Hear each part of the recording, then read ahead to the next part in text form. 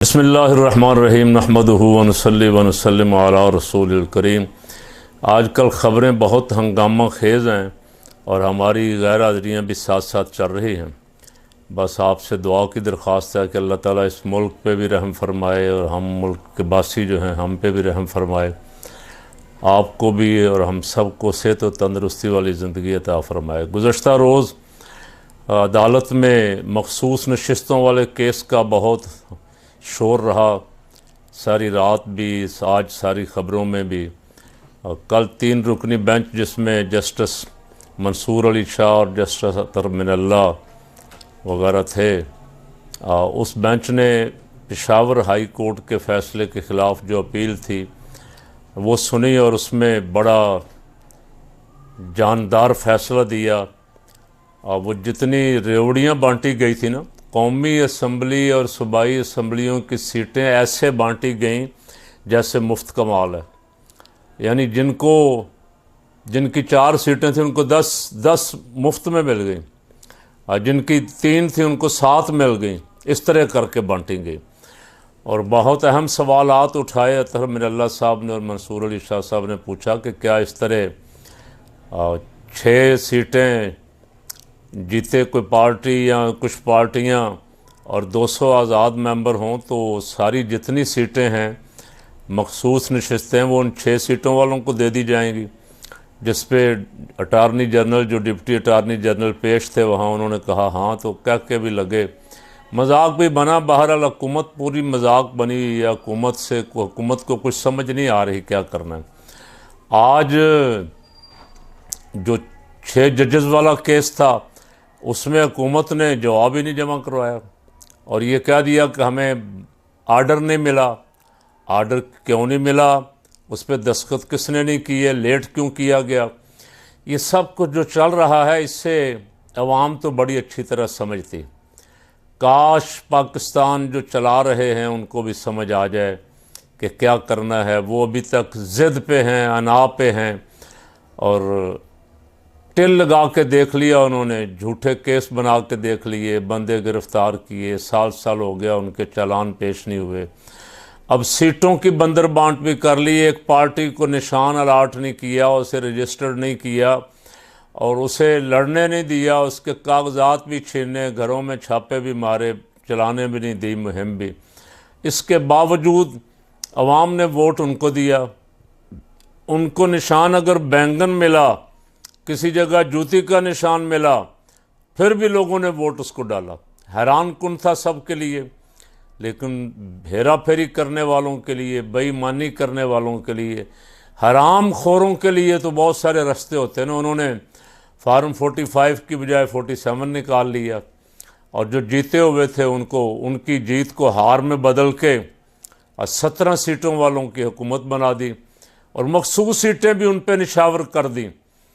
और जो मखसूस सीटें इनकी बनती थी आज़ाद मेंबरान की, जब इन्होंने एक पार्टी ज्वाइन कर ली सुन्नी इत्तेहाद कौंसिल, तो फिर इनका हक बनता था जिन सीटों का, वो सीटें भी इनको नहीं दी, वो भी उनमें बांट दी।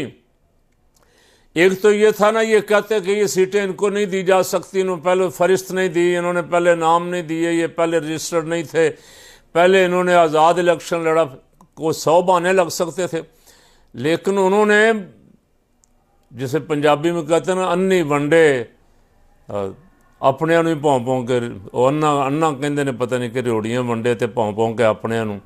और पहली सीटें 45 की छीन के 47 के ज़रिए उनको दी, फिर मखसूस भी उनको दी, फिर जो इनकी मखसूस बनती थी वो भी उनको दी। और उन्होंने कहा जी हमारी तो 2/3 मेजॉरिटी बन गई है, अब हम आइन में तरामीम करेंगे, अब हम एक्सटेंशनें देंगे। कई सारी एक्सटेंशनें उनके ज़ेरे गौर थी। लेकिन कल 3 रुकनी बेंच जिसमें जस्टिस मंसूर अली शाह साहब नेक्स्ट चीफ जस्टिस हैं पाकिस्तान के, अब बहुत सारे अगर एक्सटेंशनें मिलती हैं तो बहुत सारों के हक मारे जाएंगे। एक जो सिस्टम चल रहा है उसके मुताबिक एक की बारी, फिर दूसरे की, उसकी सीनियरिटी के मुताबिक फिर तीसरे एक्सटेंशन मिल जाए तो बहुत सारे हकदार जो हैं वो हक से महरूम रह जाते हैं। तो उस बेंच ने पहला फैसला तो ये किया कि वो सारी सीटें जो मखसूस सीटें इनकी बनती भी उनको दी थी वो मुअत्तल कर दी, और कहा कि ता हुक्म सानी जब तक इस केस की समाअत नहीं होती, और 3 जून तक इसकी तारीख डाल दी कि 3 जून को जब दोबारा केस की समाअत होगी और बेंच को तीन रुकनी बेंच जो बेंच बनाता है, 3 रुकनी कमेटी सुप्रीम कोर्ट की, उनको लिख दिया कि अगर आप चाहें तो 5 रुकनी बेंच बना दें। इसलिए कि हुकूमत को पता था कि आज हमें सुप्रीम कोर्ट में जो बेंच बन गया है इसके ज़रिए जूते पड़ेंगे, तो उन्होंने आते ही शोर डालना शुरू कर दिया कि 5 रुकनी बेंच सुने, 5 रुकनी बेंच का फ़ैसला था, ये गैर आइनी है, वो आइनी मसला है, आइन की तशरीह है, ये 5 रुकनी, इस तरह का शोर उन्होंने डालना शुरू कर दिया, जिसका जवाब तो जजेस ने दिया कि ये तो अभी हम फैसला कर रहे हैं कि इस केस की समाअत के लिए मुकर्रर किया जा सकता है या नहीं किया जा सकता, ये तो 2 रुकनी बेंच भी सुन सकता है। बहरहाल कल अवाम खुश थी, अदलिया की इज्जत बहाल हुई, अदलिया का वक़ार बुलंद हुआ। जो 2-4 जजेस इधर उधर कर रहे थे, इस्लामाबाद हाई कोर्ट और सुप्रीम कोर्ट का chief justice, Islamabad high court का चीफ जस्टिस, उनको भी इससे सीखना चाहिए कि एक फ़ैसला अगर आपने जेन्युइन किया है तो उससे अदलिया का वक़ार कितना बुलंद हुआ है, अवाम में आपकी इज़्ज़त में कितना इजाफा हुआ।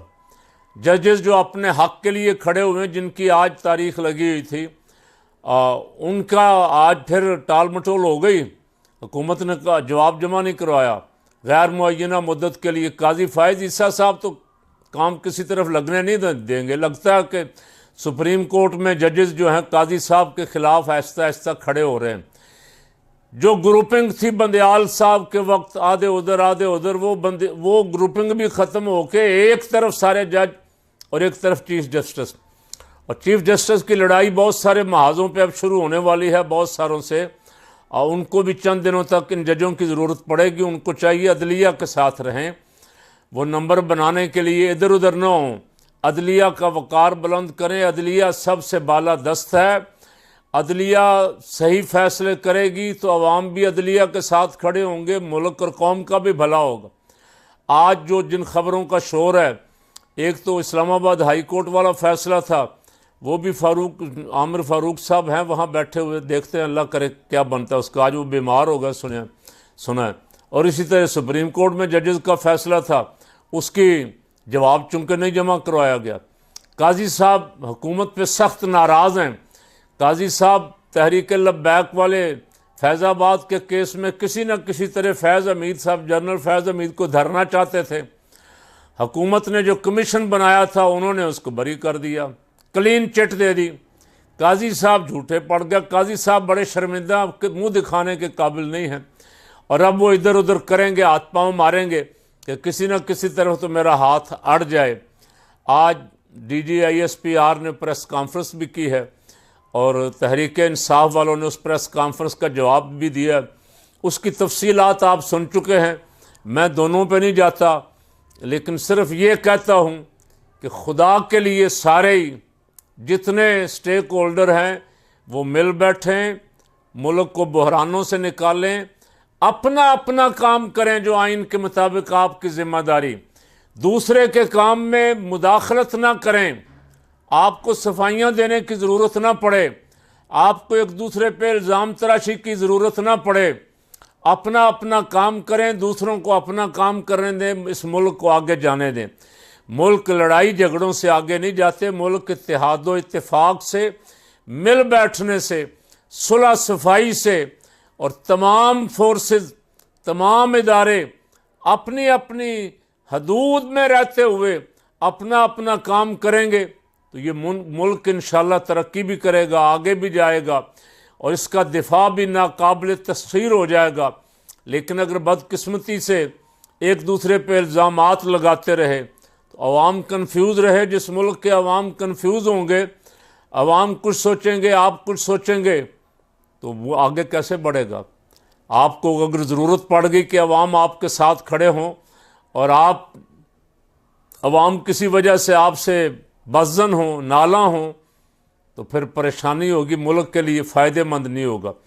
अल्लाह ताला इस मुल्क की हिफाजत फरमाए और हम सब को अपना अपना काम, अपनी अपनी ड्यूटी, अपने अपने फ़राइज़ सर अंजाम देने की तौफ़ीक अता फरमाए।